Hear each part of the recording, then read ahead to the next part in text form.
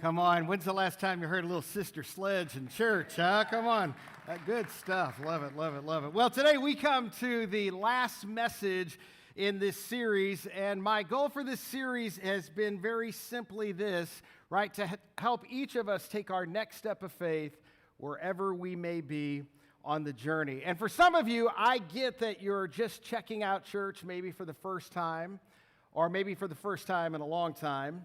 And for others of you, someone invited you, and right, you're not sure what you believe, and yet still others of you might say, well, hey Matt, relax, I believe in God, but I've kind of been out of pocket for a while, but I feel like I need to reconnect with my faith more consistently. And for some of you, you're Christ followers, and you're just trying to work out your faith to become more like Christ. So in this series, we've talked about 4 different faith workouts or practices that help strengthen and grow our relationship with God. And along the way, we've kind of compared it to working out or going to the gym, because faith, like physical health, requires each of us to participate and grow in the areas we've been talking about for these last 4 weeks. So if you missed any of those messages, I'm not going to repeat them today. Here's the good news. You can go to our website and listen. Well, this week I found myself thinking about something that many of you already know, and some of you are just beginning to discover. And if you haven't experienced it yet, I hope today will be that moment. And it's this simple but important reality, right? The only way to make Springbrook feel like your church, like a place that you truly belong, is through relationships. That means that if you're looking for a church, or maybe you're reconsidering church after being away for a while, or maybe you're still figuring out what you believe but thought church might help you sort through some of those questions, the unique thing about a local church is this: belonging doesn't just happen by showing up. It happens through relationships. In fact, I would bet some of you, like Rachel and I do, have family members who live out of town. And when you visit them, right, and it's a Sunday morning, you probably do what we do. We go to church with them. And maybe that only happens for you a few times a year. And as you're sitting there, you might find yourself thinking, boy, I'm glad they go to church, but I'm not really sure why they go to this church. Because, right, from your perspective, the music might not be your style. The service might feel different from what you're used to. The environment might not quite connect with you. But the reason, right, that your family loves their church usually isn't about style or preference anyway. It's because they have relationships there. They know people. People know them. And somewhere along the way, those relationships turned that church into their church. And the reason I was thinking about this is because when I watch our various volunteer teams at Springbrook interacting, I'm honestly so encouraged by the relationships I see happening there. Many of those friendships actually begin through serving right here at Springbrook. People started out simply helping somewhere, like greeting, working with kids, running tech, working in the coffee bar, and along the way, they got to know each other. And for some of them have been serving side by side for years, and those relationships are what makes Springbrook more than just an organization or a nonprofit or simply a building where people gather on Sundays.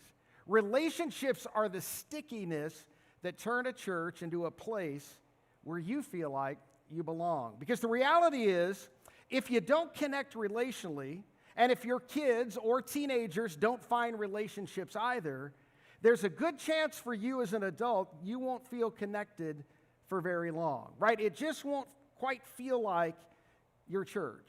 And one of my hopes for you, one of the things that I genuinely want for all of us, is for Springbrook to become that for you, to feel like your church. Now, here's why I'm making such a big deal out of this. Because if it doesn't feel like your church, then it's easy to drift out of church.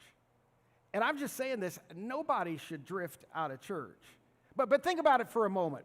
If nobody's expecting you, if nobody's sitting with you, if nobody's serving alongside you, if nobody's in a small group circle with you, if nobody notices when you're not there, then church can just start to feel like a room with people in it, and you're just simply one more person in the room. And here's the real challenge, right? People usually drift away from church before they drift away from faith. Now, you've probably seen this happen with friends or with relatives. Maybe it's even a part of your story. Often the struggle with church and the struggle with faith happen around the same time. And when someone eventually disconnects from a small group meeting in someone's home or from a local church community, when they slowly step away from the people of faith, it's usually only a matter of time before they begin stepping away from faith itself. And most people would never consciously connect those two things. But maybe as you heard me say that, you realize that connection is real. Maybe that describes part of your story or the story of someone you love. Now, it doesn't always happen dramatically. In fact, most of the time it happens gradually. And that's why we're going to talk about what we're going to talk about today, and it matters so much, especially if you're a follower of Jesus. And if you're not a Christ follower, or maybe you come from a different faith tradition, I want you to know something. Don't feel any pressure from me to do something.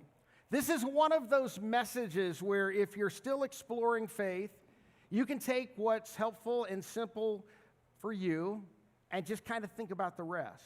But if you're a follower of Jesus, what we're talking about today is extremely important because this was something Jesus talked about clearly and repeatedly. Yet sometimes today in the local church, it gets pushed to the margins. For Jesus, it was never on the margins. It was front and center. In fact, throughout all the four Gospels, Matthew, Mark, Luke, and John, Jesus made it clear that he came to create something new. He came to launch a gathering, an assembly of people who together would represent his kingdom in communities all over the world. Now, you and I call it a church, but the word Jesus actually used was ekklesia, which simply means an assembly or in a gathering of people. In other words, Jesus wasn't just starting a new religious idea, he was launching a movement. And when he first said this to his disciples, remember, there were only 12 of them. And you can almost imagine them looking around thinking, Jesus, this doesn't look like much of a movement. But Jesus was essentially saying, just wait. Because his vision was that this assembly, this movement would grow and spread so that groups of people, not just individuals, but communities of people would represent him all over the world. And that's exactly what we see happen in the New Testament. The entire book of Acts tells the story of how this movement begins spreading. The Apostle Paul travels throughout the Mediterranean world, helping establish these local gatherings, these little regional assemblies of people who are following Jesus together. And eventually, those little assemblies begin to have this real big impact on the Roman world. See, when Christians gathered, they lived differently. Their values and their morality was different. And even during times of local persecution, there are a few ancient documents that describe something very fascinating. Some local governors actually hesitated when they received orders from Rome to arrest Christians and to force them to deny their faith. Because when they looked at the Christians in their communities, they saw something very unusual. They would say, yes, they don't worship our gods, and we know that makes our gods angry. But then they would add something like this. Honestly, these are some of the best people in our communities. Their husbands were faithful to their wives. They showed up to work. They were trustworthy. They didn't cheat or lie. And get this, sometimes they would even go out to the edges of the towns and to the riversides or wooded areas where unwanted babies had been abandoned, and they would pick those babies up and raise them as their own. So the leaders in Rome would say, yes, they don't worship our gods, but these are really good people. And what changed the world wasn't just a few individuals doing good things. It was these little gatherings, these ecclesias, these communities of people living differently together. Just like the Apostle Paul described it, a body with many parts. Think about it. Different people, different roles, working together to accomplish something they could never accomplish on their own.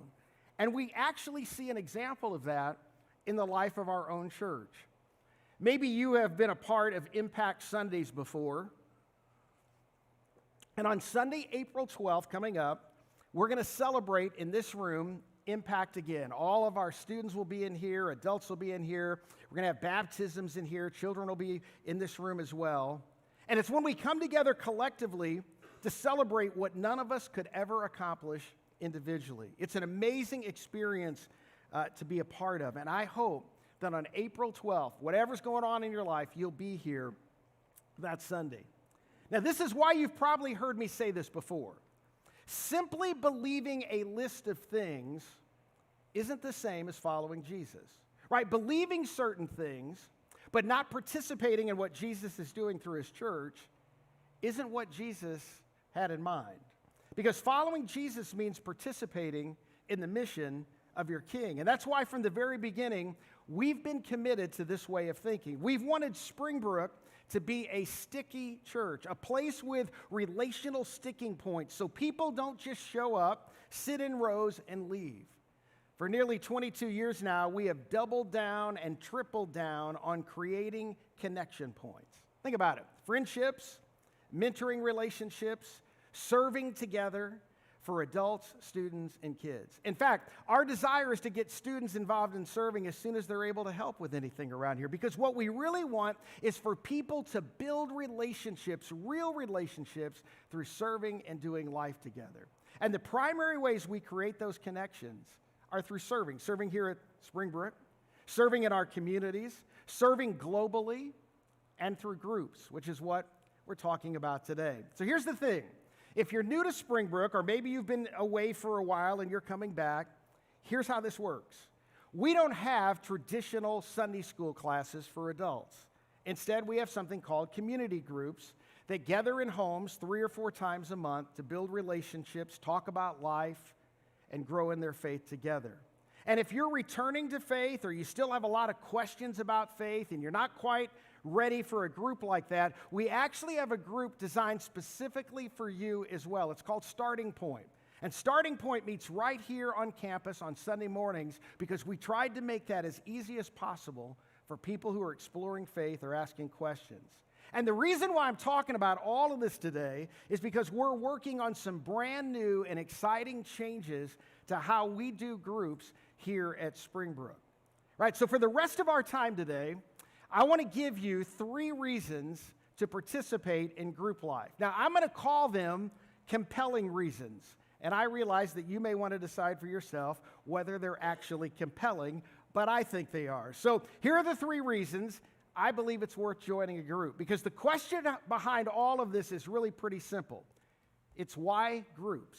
Why do we emphasize that so much at Springbrook? Why do we double down on it and triple down on it? Why do we organize around it, budget around it, and even staff around it? Why is this such a big deal for us as a church? All right, you ready? Here's the first reason, and I'll warn you, the first one is the longest one. All right, here's the first reason. Number 1, groups provide a unique and safe environment to discuss and wrestle with how to apply the teachings of Jesus. What makes a small group so valuable is that it gives you a place to talk with people and ask, what does it actually look like to live this out? Because in the normal rhythm of life, most of us don't get that kind of opportunity. And the same thing is true for your children, and it's true for students as well. And here's why that matters. No matter how good a sermon might be, whether it's me or someone else, no matter how clear it is or how inspiring it is or how practical it tries to be, you know this, there's a limit of what I can do from up here. Because see, I don't always know where it lands with you or with the person sitting next to you, right? Your family may be in a completely different season than someone else's is. You may be facing challenges that I don't know about. There may be things happening in your life that kind of shape how you hear what's being said. So from the platform, like today, I can say, here's what Jesus taught, and here's what Scripture says. But when it comes to that, how that actually works itself out in your life and my life, in your relationships, in your family, in your circumstances, see, I can't fully know that. But someone who knows you can. And you can do the same for someone else. That's the power of sitting in a circle with a small group of people and wrestling with these ideas together. Because if we're honest, what often happens after a Sunday service, come on, I've been doing this a long time, it's pretty predictable, right? You leave this room in a few moments and you're going to think, wow, that was a pretty good service. Maybe you liked the music. Maybe the message connected with you, or maybe you thought it was a little long. You have lunch, and by Monday, it's mostly out of sight and mind. And I get that, right? Because here's what happens to me. Somebody will come up to me and say, hey, that sermon you gave 2 weeks ago, and I'm thinking, I don't even remember what I talked about 2 weeks ago. So I understand, it's true. I understand how it works.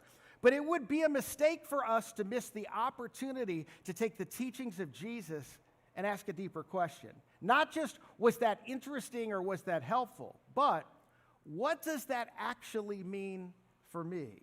And the answer to that question may look different for you than it does for someone else because you're in a different season of life and because of you're facing different realities. And that's exactly the kind of conversation that happens best in a small group. And the reason I'm so passionate about this and why this matters so much to me is because, see, I don't just want us to be a bunch of believers. I want us to be a bunch of doers, right? A community of Jesus followers, people who are actually putting his teachings into practice. Not just believers, think of it this way, but appliers. Because the truth is, it's not always obvious how the teachings of Jesus are meant to show up in our everyday lives, right? It's not always clear. It's not always straightforward. But when you have the opportunity to sit 3 or 4 times a month with a group of people and wrestle with those questions together, it becomes much easier to figure out what following Jesus actually looks like in real life. And that matters because a follower is really what a Christian is meant to be. In fact, in the first century, when the term Christian was first used in the city of Antioch, it was simply describing people who were known for following Jesus, people who were living in a way that reflected him. And that kind of life is much easier to grow into when you're not trying to figure it out alone, but doing it together with others. Now, we actually see this idea show up in the book of Acts, but before we get there, I want to say something really quick, okay? By this point in the message, I know you're like, this is not a typical sermon. In fact, it may feel like me grabbing you by the collar and saying, come on, let's do this. But the reason for this is because this mattered so much to Jesus. In fact, he addressed this directly in one of his most well-known teachings. If you grew up in church, you've probably heard this passage many, many times. Some of you might even know the song that tells the story. Okay, Jesus had just finished delivering what we call the Sermon on the Mount. And if you've read the Sermon on the Mount recently, you know he covers everything, and I mean everything. He talks about anger, he talks about lust, he talks about loving your enemies, he talks about generosity, prayer, worry, judging others, and he's teaching it, and he just keeps raising the bar higher and higher and higher, and the people that were listening were honestly stunned. Now, the Sermon on the Mount was something Jesus likely taught in many places as he traveled. It was kind of his core teaching. But when he gets to the end of it, I'm just warning you, he says something that almost sounds arrogant unless, of course, you're actually the Son of God. And then you get to say things like this. But at the time, they hadn't figured that out yet.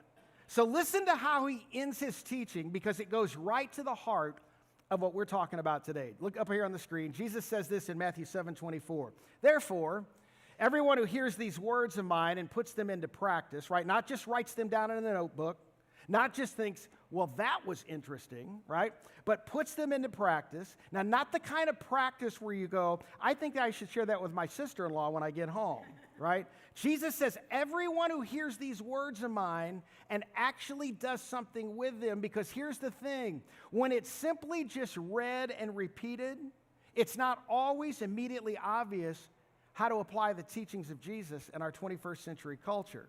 And this is where groups become so helpful. For the record, I've been in small groups for more than 30 years, and I can tell you how valuable it is to sit with a group of people and wrestle with the teachings of Jesus and with what we read in the Bible. To ask questions like this: what does this actually look like in my life? What are the implications for my marriage? How does this shape the way I raise my kids? How should it influence how I handle my money or my career? I mean, those kinds of questions are much easier to work through when you're sitting with people who are asking the same questions.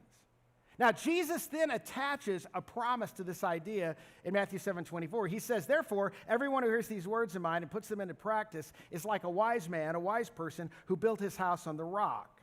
Now, that image probably doesn't land quite the same for most of us because some of us have never built a house before. But we understand his point. He's talking about someone who built their life on a solid foundation. And if you read this passage in context, what Jesus is really saying is the person who practices his teaching is like someone who builds their life and their family and their future on something solid. He's equating his teaching with the kind of a life that you and I need to build a life worth living. But then he gives the contrast, Matthew 7:26. But everyone who hears these words of mine and does not put them into practice is like a foolish man or woman who built his house on sand. In other words, they heard it. They might have even been sitting in church and agree with it. Maybe they even took a few notes on their phone. But it's Monday. They didn't actually do anything with it. Jesus says that person is like someone who builds their house on a foundation that won't hold up. Someone who builds their life on something unstable. So, right, the invitation isn't simply to believe. Right? The invitation is to do something with what you believe. And I say this all the time. It was believers who acted on what they believed who actually changed the world. And it will be believers who act on their faith in our culture who will change the world again. And many of you are already doing that. You tell the stories. We hear the stories. We see what God does when people actually live out their faith. And besides that, and you may be the exception, okay? But in all my years, and I've been doing this 41 years, I have never heard anyone say something like this. You know what? Once I finally got rid of the teachings of Jesus, everything in my life improved. I've never heard anyone say that. Now, I've heard people say, I had to leave that church. I had to get out of that toxic environment. That's different, right? But I've never heard anyone say, I used to shape my life and my family around the teachings of Jesus, and I am so glad I stopped. I mean, ever since we abandoned the teachings of Jesus, everything is better. My relationships are healthier. My marriage is stronger. I'm more compassionate, more generous, more forgiving. And when people ask me, what happened to you? I say, I abandoned the teachings of Jesus. And they say, show us how to do that. We want what you have. Come on, no one says that. Because embracing the teachings of Jesus and recognizing who he is along the way is life-changing. Right? That's why we say following Jesus, not just believing in him, but following him will make your life better and will make you better at life. It'll make you better in every role you have to play. Now, let me acknowledge something. And I'm going to say this, and I'm not mad, right? I enjoy speaking to a full room. I do. I don't enjoy talking to empty chairs. And of course, I like seeing a full crowd. But if you've been here for a while, I hope you know that's not my mission. It's not the mission of this church. What I want is for people to follow Jesus, to practice his teachings, to become doers, not just hearers. I want us to build our lives and build our families on the teachings of Jesus. And I want your children, right, to grow up in homes where the teachings of Jesus shape the way life is lived. You see, that's why I want you to be a part of a circle, a small group where you can talk about what following Jesus looks like where you work, at school, in the marketplace, at home, in your dating life, in your marriage, in the way you parent, in the way you handle money.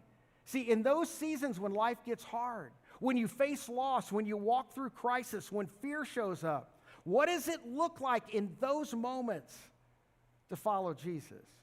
That's the kind of conversation, I'm just telling you, that happens best in circles. So the first compelling reason to be in a small group is because it provides a unique and safe environment to discuss and wrestle with and how to apply the teachings of Jesus. Convinced yet? Here we go. Second compelling reason. Groups provide a relational context for accountability, belonging, and care. Those are actually the ABCs of groups: accountability, belonging, care.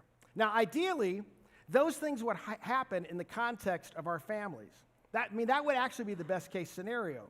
But for many of us, right, that simply isn't a reality. Some of us, like Rachel and I, we're separated from our sons and their wives and our grandkids, right? Some of you are separated geographically from your family, right? They live in another state, another part of the country, maybe in another part of the world. And here's what we do. We FaceTime, text, talk on the phone. But in terms of actually doing life together, it just isn't possible. Some of you are separated relationally from family members, right? You're still related, but the relationship is broken. Something happened, an event, an addiction, an unhealthy environment, maybe a toxic situation. I mean, you still care about them, and you might see each other at Christmas or a couple times a year, but you're not really doing life together anymore because the relationship was damaged along the way. Sometimes, right, we're separated philosophically. If you're honest, you're just not on the same page as your sister or your cousin or maybe even your parents or one of your adult kids. Right? Your values are different. Your priorities are different. The direction you're going in life is different. And sometimes, isn't it true, your faith, what you believe about Jesus, even puts you at odds. So what would ideally happen through family, accountability, belonging, and care, isn't always available to us. But the truth is, we still need them. I need them. You need them. So let's talk about the first one, accountability. Now, here's something every one of us needs, right? We need somebodies. Right? Plural, some bodies, not just one person, who have permission to call us out when we're messing up. People who can say, hey, something seems off.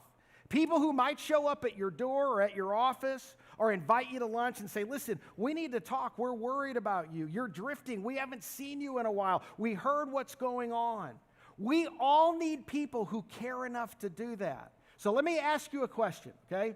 Other than your spouse or your kids or your parents, is there anyone in your life close enough to you who you would feel the freedom to come after you if you were drifting? Right? Because somebody needs to be able to come after you. Right? We all need that, even if we never actually do need it. Just knowing that someone would step in matters. Right? The second piece is belonging. And here's what belonging means in its simplest form. If you don't show up, somebody notices. Right? Somebody at Springbrook goes, where is he? Where is she? We miss them. Now, people, right, might miss you at work if you don't show up. But eventually, if you don't show up, they'll stop missing you because you won't work there anymore, right? So, where is the place in your life that you would be missed? A place where you can't be fired and you don't have to pay dues to be a part of that group. See, that's belonging. And then the third piece is care. And this is just an observation about life.